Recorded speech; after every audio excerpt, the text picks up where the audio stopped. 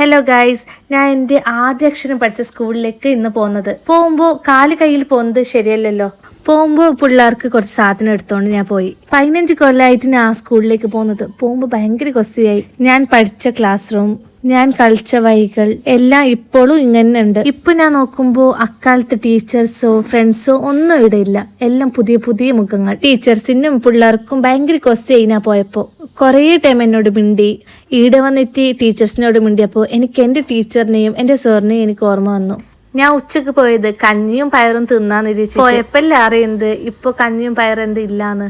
ഇത്ര ആളിടയിൽ എൻ്റെ ഫ്രണ്ട്സും ഇല്ല, എൻ്റെ ടീച്ചേഴ്സും ഇല്ല. ഒരാളെ മുഖം മാത്രം ഓർമ്മ വന്നു. ഞങ്ങളുടെ ഈ അക്കൻ്റെ കയ്യിൽ നിന്ന് 4 കൊല്ലം കഞ്ഞിയും പയറും തിന്നിട്ട് ഞാൻ ഇങ്ങനെ ഉഷാറായത്. അക്കക്ക് ഭയങ്കര കൊസ്തിയായി എന്നെ കണ്ടപ്പോ. കുറേ കൊല്ലത്തിന് ശേഷമല്ലേ കാണാൻ. ആരെയൊന്നും ചെലുത്തി അക്കക്ക് അറിയില്ലായിരിക്കും, പക്ഷെ കണ്ടപ്പോ മിണ്ടിയപ്പോ കൊസ്തിയായി. ഞാൻ പഠിച്ചതിൽ വെച്ചിട്ട് എൻ്റെ ഏറ്റവും ഇഷ്ടപ്പെട്ട സ്കൂളും എൻ്റെ ടീച്ചേഴ്സും ഇവിടത്തേതായിരുന്നു. ഫേവറേറ്റ് സ്കൂൾ ഏതാ ചോദിച്ചാൽ മുൾജർ സ്കൂളും, ഫേവറേറ്റ് ടീച്ചർ ഏതാന്ന് ചോദിച്ചാൽ പ്രൊമോസർ എന്നേ ഞാൻ പറയും. ഈ സ്കൂളിന് എന്തോ ഒരു പ്രത്യേകത ഉണ്ട്. എത്ര വലിയ സ്കൂളിൽ പോയാലും എത്ര വലിയ കോളേജിൽ പോയാലും ഈടുത്തെ അത്ര സുഖം എവിടെയും കിട്ടാല. ഈടുത്തെ ടീച്ചർ എന്നെ കുറേ പൊക്കി പൊക്കി പറഞ്ഞിനി. ഞാൻ കുറച്ച് മാത്രമായിരുന്നു, കുറേ കൊടുക്കുന്നില്ല.